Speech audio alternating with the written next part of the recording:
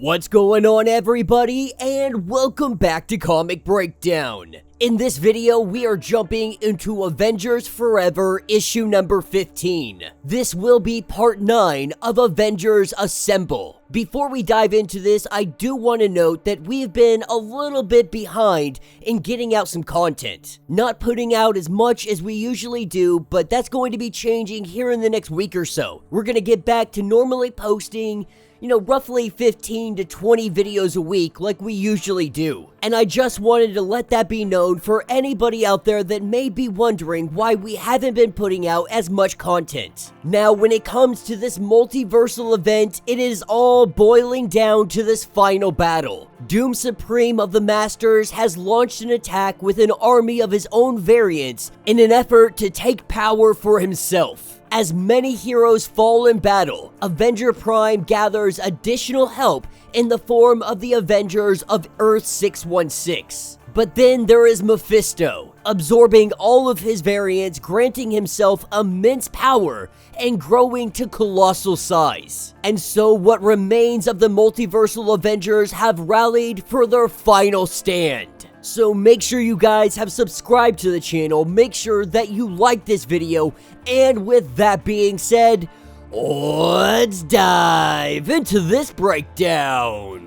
Alright gang, so as we dive into this issue, we are immediately picking up with Galactus starting to devour the planet Doom. Usually the sight of Galactus feeding is something that is feared across the cosmos. But here and now at Infinity's End, in the midst of this giant war, what you hear instead of cries of terror are the cheers. You have the Avengers, you have all of the Carol Corps, all of the Steve Rogers. They are all cheering. These cheers are almost as loud as the dying wails of this living planet. And so as the planet slowly begins to get devoured, we hear the cry across the battlefield. The two words being said over and over again, Avengers Assemble. From the goddesses of thunder to Odin himself. The words are war cries for the Corps, for the Steves, for the Savage Lord of the Power Cosmic, for Old Man Phoenix. The words are a howl of defiance in the face of ruin, in the face of doom.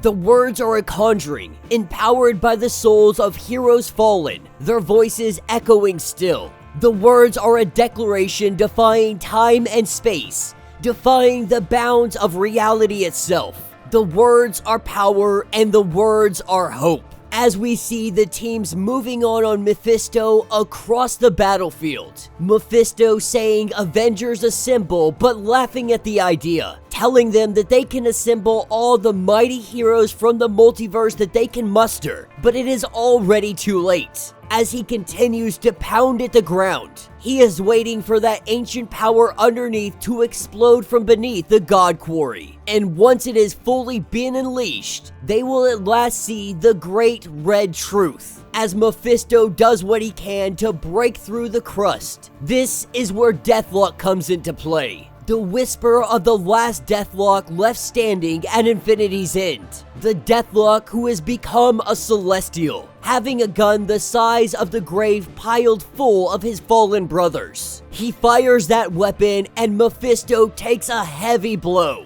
Mephisto letting Deathlock know that there will be nothing that stops him.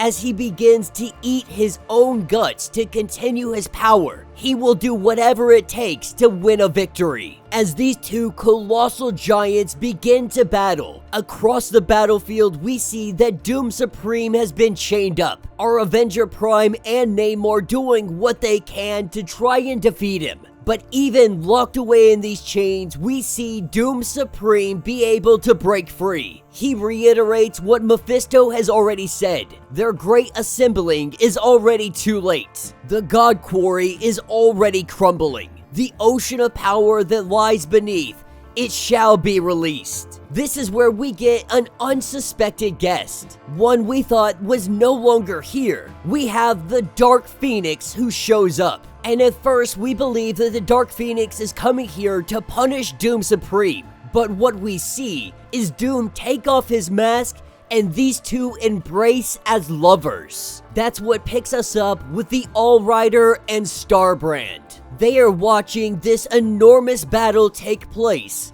and there's not really much they can do. If Starbrand is to use her power anymore, it will continue to age her. While the All Rider, he is having trouble summoning the Ghost Rider. Both of them know exactly why this is. Robbie is having issues summoning the Ghost Rider more because he's worried about what he can become.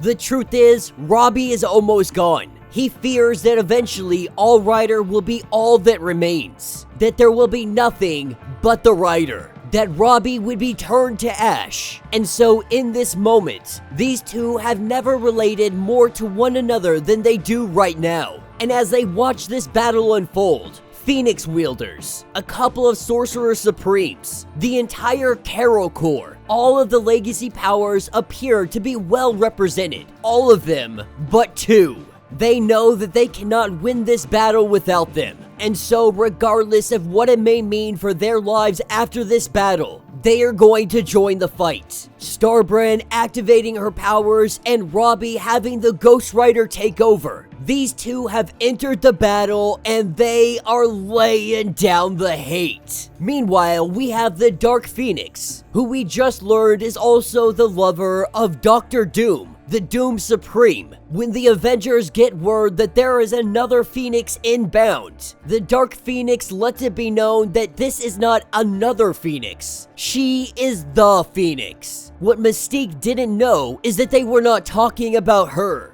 They were talking about Thor's mother. Coming up to Thor, she lets him know that she followed the sound of the thunder across the heavens. Seeing how much her son has grown, Thor is in an absolute shock. Shocked that she came all of this way through time and space just for him. And she lets it be known that she would cross all of eternity if it meant making sure that nobody lays a hand on her son. And so, as mother and son, they show the Dark Phoenix exactly what they are capable of. Throwing Mjolnir as hard as he can into the Dark Phoenix. The hammer empowered with Phoenix power as well. We see this hammer hit Mystique, and she goes falling to the ground. With a giant explosion, this was the last blast that the ground needed. Now the power begins to leak from deep below. And while there is this immense amount of power underneath, Mephisto only needs a single drop to finish this. With that drop touching his finger, we see him transform yet again. This is when they feel the tide of battle changing in an instant. That yelling the words Avengers Assemble, that's not going to save them today. All this time as Deathlock's fighting to protect the God Quarry, they thought of it as some sort of defensive barrier. They thought of it as a wall.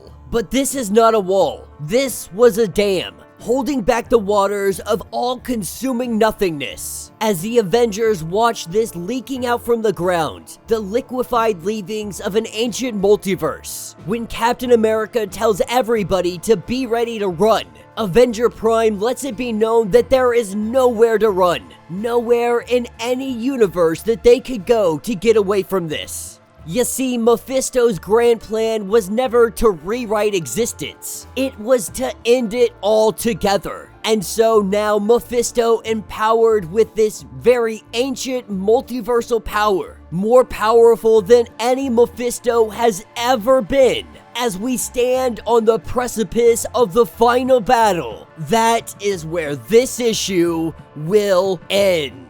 So let me know what you guys think down in the comments. Alright, so we are almost done with this event. With one more issue, the Omega issue, going to finish this off for us. There's a couple things. First off, I am very happy that this was 10 issues. If they had tried to do this in 5 or 6 issues, it would have been very bland, it would have been lacking so much detail and so much more. And while I'm happy that it was 10 issues, I kinda wish that these issues had been longer, to give us more aspects of the battle. But with so much going on, with so many heroes, so many villains, and this battle just absolutely ginormous, I truly feel that there is no way that you can properly tell this story with it so convoluted with characters that you want to give everybody the opportunity to have their spotlight, but at the same time, it becomes very difficult to do so. But we have seen some good highlights of some various characters.